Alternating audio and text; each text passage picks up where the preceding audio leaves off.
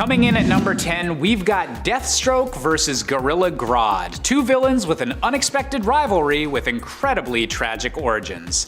While working for the villainous organization Hive, Deathstroke and his ex-wife Adeline Kane are captured when the group is surprise attacked by Vandal Savage and Gorilla Grodd, the latter of which winds up cutting Adeline's throat for a ritual to unlock the power of the Fountain of Youth.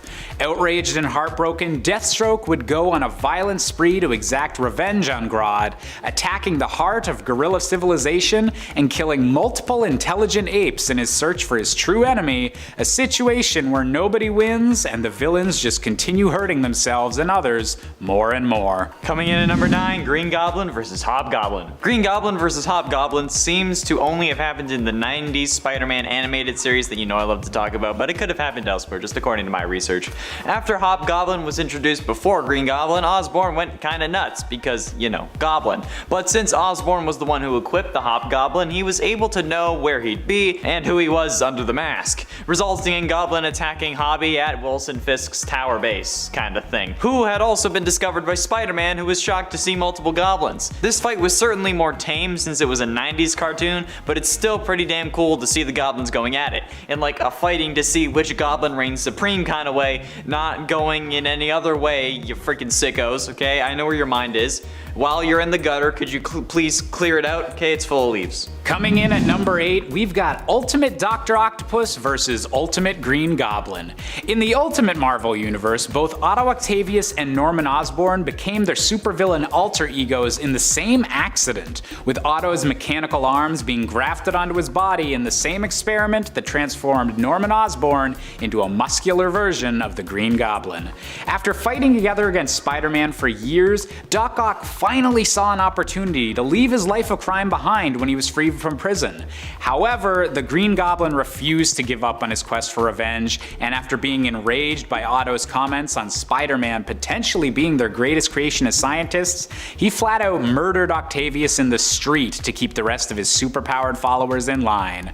That's gonna be a yikes from me, Norman. And at 7, New Goblin vs. Sandman and Venom. Spider-Man 3, while not the most favorite Sam Raimi movie, is still in my opinion a good movie. I like the scenes that everyone finds to be cringy, because I'm just a cringy guy. That thing, that's me. But I also love the climactic battle. Seeing Spider-Man get pummeled by two villains is certainly a harrowing sight, especially when he's already basically lost everything. But then an unlikely hero comes in, a man who has been the villain the whole movie. Harry Osborn, also known as the New Goblin, who had taken the same serum as his father but ends up using it in a better way. He ends up being critical in the fight against Sandman and Venom, using his bombs to take down Sandman and helping Peter save MJ and get to Venom before it was too late. This is certainly not a cop-out for this list though, because he was the villain the whole movie, okay? At least when he didn't lose his memories. Let's be honest here, okay? You know that even if it had its moments, it was still a good movie. I will die on this hill every single time. If they can edit this in, I'm also in support of Spider-Man 3. I'll put that on the record. Coming in at number 6, we have to go with the Riddler versus the Joker, a confrontation so huge that it spawned an entire comic book event and turned all the villains of Gotham City against one another. When the Riddler reached out to the Joker to ask for his help in teaming up to finally kill the Batman together, the Joker responded by unexpectedly shooting the Riddler flat out in the stomach. This one act of violence kickstarted a series of escalations that wouldn't stop until hundreds more were dead and all of Gotham City had been carved out by the two warring factions.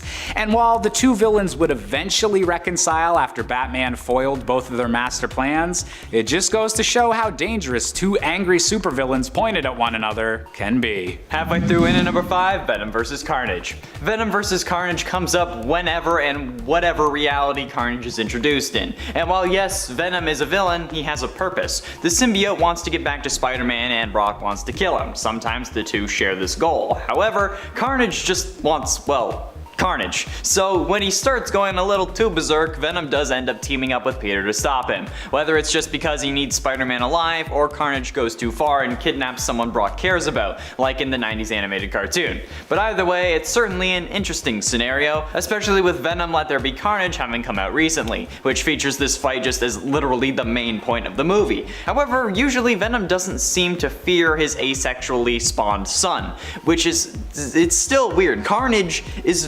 Venom's son. That's an awkward family reunion. Like, why are there so many awkward familial relationships in comic books? I don't get it. Like, oh, what are you doing, step symbiote? Coming in at number 4, we've got two of the most powerful villains in the Marvel Universe with THANOS versus GALACTUS. Now, with power levels as high as these two, their battling is a topic that is often debated by fans, as different encounters have led to very different outcomes. In situations where he's faced Galactus without an item, such as the Infinity Gauntlet on hand, THANOS has been essentially outmatched, only capable of landing a single blow on Galactus before the godlike strength of the Power Cosmic was able to defeat him. However, THANOS has a particular fondness for the Infinity Gems, they kind of made a few movies about those, and these powerful stones put him on a much more even playing field, able to beat the Power Cosmic down into submission and even crushing Galactus between two different planets. Come on guys, can't we all just learn to get along? Getting close to the end, and at number 3, Doomsday versus Darkseid. After a battle in Metropolis, Superman attached Doomsday's body to an asteroid, which is freaking brutal, and then he flung that asteroid into space. However, the issue ended with a panel of the reawakened and laughing Doomsday, still chained to the asteroid but otherwise alive.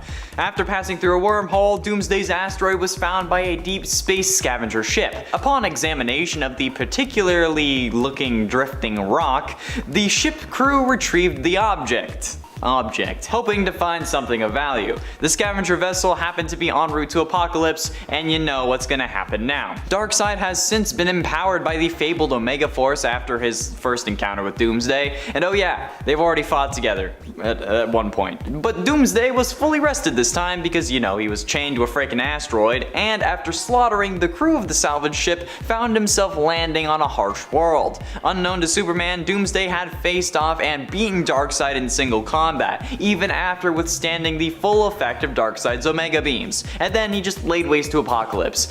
And like, while the fight may have happened off screen, or I guess off page, it's pretty damn terrifying knowing that Doomsday just beat Darkseid just because he could. Coming in at number 2, we've got our boy THANOS again, but this time he's facing off with Dr. Doom. And unfortunately, while the Infinity Gems might have given the Mad Titan the strength to stand up to Galactus and the Power Cosmic, in this one specific battle with Doom, THANOS didn't stand a chance. During the Battleworld saga, in which Victor Von Doom had become God Emperor Doom, THANOS approached his enemy on the battlefield and tried to give Doom one last chance to bow before a true god. And sadly for THANOS, he was vastly overestimating himself, as God Emperor Doom was capable of pulling a Mortal Kombat style fatality and pulling Thanos' spine and skull out of his still living body. And while eventually Doom would be overthrown and the Marvel Universe put back mostly to normal, THANOS will definitely think twice before trying to smack talk Dr. Doom ever again. Finally, in at number 1, Joker vs. Red Skull. In 1996, Batman and Captain America came together for a crossover the likes of which nobody had ever seen. I mean, that's probably slightly exaggerated, but this was still a highly anticipated team up because, let's be real, it's Cap and Batman. However, when two heroes team up, you know that their villains are bound to as well. So the Joker and Red Skull had formed an alliance. That is, until the Joker found out who Red Skull really served, that being the German soldiers present in World War II, because I can't mention them for monetization reasons. Thanks YouTube, let's censor history. What are you, the public school system? Anyway, after finding out Red Skull's affiliations and who was really involved in the plan, Joker turned on Red Skull, showing that he at least had a bit of a moral code, saying, quote, "I may be a criminal lunatic, but I'm an American criminal lunatic." I don't know why Joker was shocked, given that Red Skull was literally walking around with that symbol on his chest, but Joker just seemed to think that it was a crazy disguise, which is the dumbest thing ever. Like, I think that's the dumbest thing that Joker's ever done. Like, even if it was a disguise, would you really want to be seen with that just walking around? Even if you are a criminal lunatic? Because of course not. You said it yourself, you're an American criminal lunatic. I mean, like, think for once, bro. Come on. And at 10, Magneto versus Red Skull. Even when the Joker doesn't want to work with the Red Skull, it's surprising that Marvel tried to make this team up work. In Captain America number 367, during the Acts of Vengeance storyline, multiple villains had changed their target, or I guess their adversaries, in an attempt to catch them off guard. However, the alliance of Magneto and Red Skull was yet another short-lived one thanks to Red Skull's, allegiances. Red Skull tried to fight back, but let's be honest, there was nothing he could really do to stop Magneto. Eventually, Magneto ended up winning, which seems obvious, but instead of killing Red Skull, Magneto did what he thought would be the worst thing he could do. He trapped Red Skull in an abandoned bomb shelter, seemingly from World War II, or at least that's what I would have done, and left him with just enough water for a few weeks. I'm not sure about food, but to be fair, you can go like 3 weeks without food or something like that. Isn't there like the rule of like threes or whatever, right? Like 3 days for water, 3 weeks for food. So even giving him no food, Red Skull would still have a few weeks. And at 9, Lex Luthor vs. MAZAHS. Alexander Luthor was one of the heroes of Earth 3, and was the crime syndicate's most formidable and greatest enemy, having killed off many of its members over the years, including Hawkwing and Will Baston. He also had the ability to absorb the powers of any superpowered being that he killed, through the lightning of Mazahs, which is Shazam backwards. Alexander was brought to Earth Prime by the crime syndicate of his world thanks to Superwoman when the villains sought refuge in the fallen Justice League Watchtower. However, since they were on Earth Prime, Alexander ended up running into Lex, and he tried to kill Lex. But as he tried, Bizarro attacked him. Bizarro stood no match, and as Alexander prepared to kill his Prime Earth counterpart of Lex Luthor, Lex ended up realizing that they both sounded the same. They both spoke the same way because, you know, they're both a Lex Luthor. So he held on to the future lightning rod that Black Adam had shoved into Mazah's chest and yelled his magic word, taking Alex's power away with a blast of dark lightning. The magic word being Shazam backwards, if you couldn't tell. Lex then proceeded to stab Alex in the chest fatally a second time and covering his mouth to prevent him from saying the magic word once again to save himself, avenging the fallen Bizarro, but I doubt that that's what that was about. And at 8, The Lizard vs. Dr. Doom. The Lizard vs. Dr. Doom actually takes place in the Spider-Man 90s animated series. Well, at least the version I'm talking about. And is the 11th episode of the 5th season, which is actually around the end of the series, with this episode also being the final appearance of the Black Cat. The episode entitled Secret Wars Part 3 Doom is about Spider-Man and his amazing friends of Captain America, Iron Man, Storm, Black Cat, the Lizard, and the Fantastic Four going to the new Latveria that Doom had created on this world and stopping him. However, this obviously results in a fight, and Lizard, who currently has Dr. Connor's intelligence thanks to Reed Richards, assists the heroes in this battle, resulting in Dr. Doom vs. Lizard. The whole point of this 3-episode arc was that the Beyonder had found a world that did not know evil, and set Red Skull, Dr. Doom, the Lizard, and Doc Ock loose on this earth just to see what would happen. And then, after 6 months, the world was in ruins, and he tasks Spider-Man to save the world in the ultimate battle of good against evil. This story is directly followed by the Spider-War storyline in the show, where they ended up introducing Spider-Carnage, my favorite character in the show, but it's still something interesting to behold. And it's 7, Captain Cold vs. Johnny Quick. In the same issue as Lex vs. Reverse Shazam, Captain Cold is brought to the Watchtower to assist the heroes in stopping the Injustice League. However, it didn't look like things were going in Snart's favor during Forever Evil 006, since Johnny Quick had him against a wall, saying, you know, I killed you on my Earth too. Only that version didn't have this stupid ass freeze gun. If only you could use it, which honestly seems like he had him by the ropes, until Snart simply says, jingle bells, Batman smells, which activates a remote trigger, causing the gun to shoot Johnny Quick in the leg. This, followed by a swift kick to the frozen section of thigh, shatters the dominant leg of Skidmark, as Snart called him, which I find absolutely hilarious. Ending the scene with a, see, Flash and I got mutual respect. That's the difference between you and him, besides having 2 legs. I don't know why I think he sounds like that, I just do. It's probably because he started off the phrase with C, but it's certainly a moment that I'm sure Snart had been waiting a long time for, even if it wasn't his Flash, but if he did that, that would ruin their mutual respect, see? And at 6, Venom vs. Toxin. Born from Carnage as the 1000th symbiote in his lineage, Toxin was feared to be the strongest and most dangerous of their race by both Carnage and Venom. Carnage fears you, that's a bad thing. Shortly after being born, the symbiote united with police officer Pat Mulligan. Years later, the symbiote was removed from Mulligan by Blackheart, who beat Pat Mulligan to death in a gutter. With the help of Venom though, Jack-O-Lantern took it to his boss, Crime Master. Crime Master found the perfect host in Eddie Brock, who he forced to become Toxin's host. At this point, Eddie Brock wasn't Venom's host, it was Flash Thompson. After bonding with Eddie, Toxin took over its host and worked with the Savage Six, attacking its grandfather symbiote Venom. Toxin tells Venom that after Venom is gone, only it will remain for an event that it called the Spawning. The meaning of this is unknown as of now, but that doesn't matter. Venom managed to incapacitate Toxin, but chose not to kill it or its host, because it was Eddie. Later, Toxin attacked Venom and was separated from Eddie, so Venom set the symbiote on fire, but it managed to grab hold of Eddie and drag him into the flames to die alongside it. But they didn't actually end up dying, so he was back.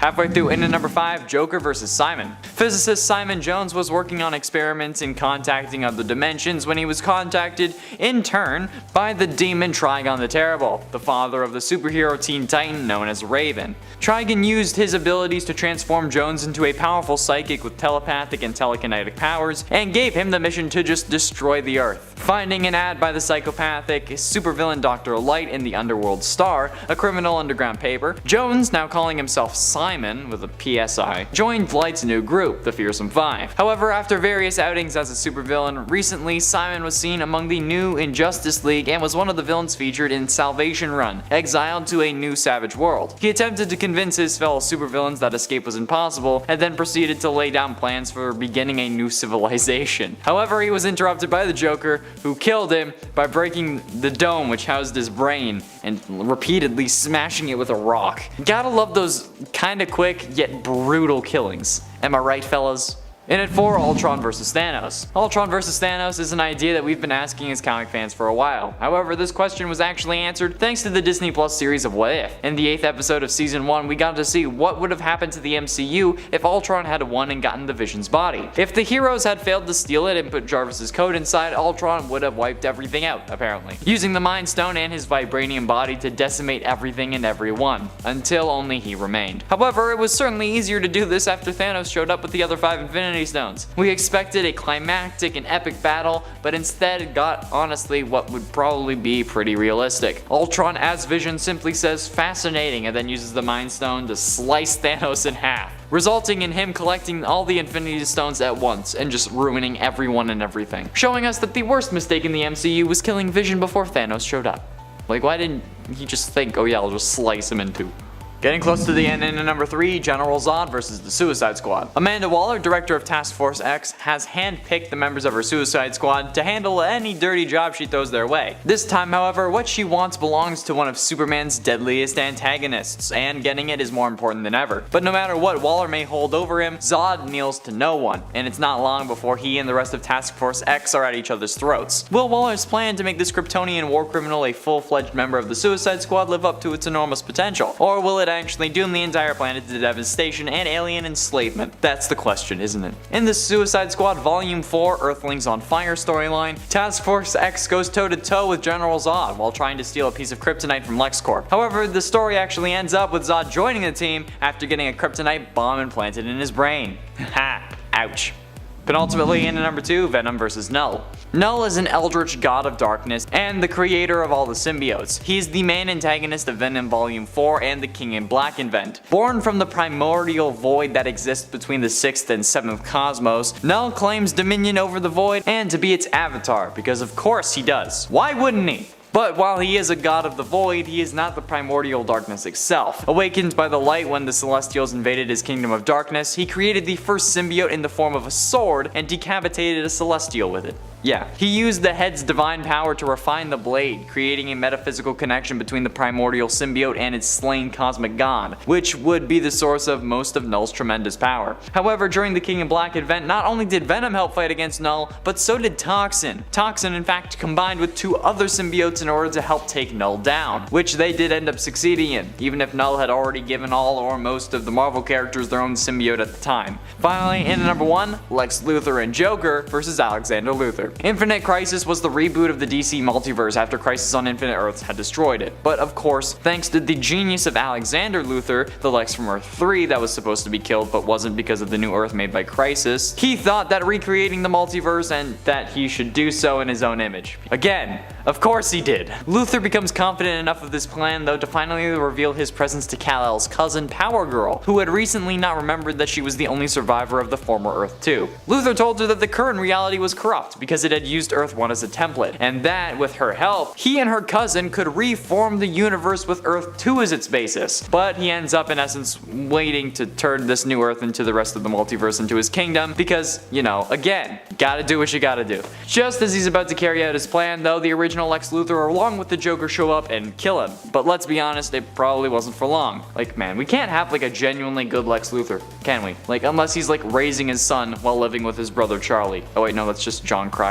Coming in at number 10, we have a particularly memorable battle between Batman and Darkseid. While most battles between these two foes have been more strategic or mental affairs, given the vast power difference between the human Batman and the godlike leader of Apocalypse, this occasion called for a bit more brute force. When Darkseid had stolen the body of a temporarily deceased Damian Wayne, his father wasted no time in launching a full-scale attack on Apocalypse to return Damian's remains home. Using an incredibly unstable exoskeleton called the Hellbat armor that's power alone nearly killed Batman just by wielding it, Batman was able to defeat Darkseid's son and then face the new god in physical combat while his companions escaped. It was a 1 in a million plan that just barely succeeded, but it just goes to show that even an ordinary man like Bruce Wayne can stand up to an evil god. At number 9, we've got to go with an iconic clash between Superman and MAXIMOFF. A lesser-known Superman villain from the year 2000, MAXIMOFF claimed to be the being that lit the fuse on the Big Bang, and wanted to cause a similarly huge explosion to end the current DC universe. Naturally, the heroes of Earth banded together to stop this intergalactic threat, but found themselves outmatched when MAXIMOFF combined his might and consciousness with that of both Brainiac and the weaponized space station Warworld. It was only through Superman's immense strength and the clever use of a boom tube that Superman was able to send this villain back to the initial Big Bang and destroy him in the very explosion that began it all. Coming in at number 8, we're taking a brief detour into the Marvel Cinematic Universe with the Scarlet Witch versus Agatha Harkness. After multiple episodes of magic, deception, and sitcom-inspired hijinks, the grand finale of WandaVision saw our biggest magical battle in the MCU yet, with Wanda Maximoff finally starting to realize her potential as a wielder of chaos magic, and the devious Agatha Harkness attempting to seize that power for her own. With the entire battle taking place in a reality of Wanda's own making, and with the massive runes used to finally outwit Agatha, this battle was one for the ages, and it's exciting to think of where magical battles in the MCU will go next when we finally get to see Wanda again in Doctor Strange 2. At number 7, we've got another MCU adjacent battle with the Watcher versus Ultron. For the entirety of Marvel's What If's first season, the Watcher vowed to never interfere with the different stories he was telling. But when the victorious Ultron of a dark universe collected all of the Infinity Stones, he became powerful enough to become aware of both the Watcher and the multiverse. Battling across multiple realities, the Watcher was eventually forced to take action and put together a team made up of beings from across the multiple realities, becoming the Guardians of the Multiverse and finally being able to take Ultron down.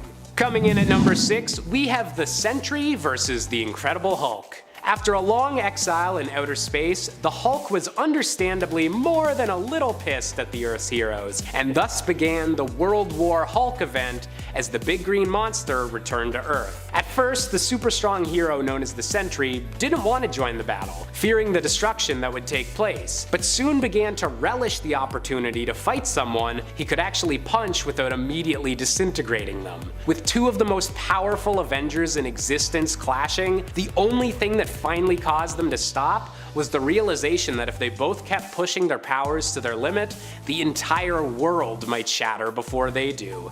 Talk about some pretty high stakes. Coming in at number 5, we have Old King Thor versus Loki the Necro-God. In the distant future, at the very end of the Marvel Universe, almost all life is already extinguished as the cosmos reaches its natural death. An elderly King Thor, however, finds that he still has one last enemy to defeat, his own brother Loki, but this time empowered with the same darkness created by the dark god KNULL, and that technically even counts as the very first symbiote.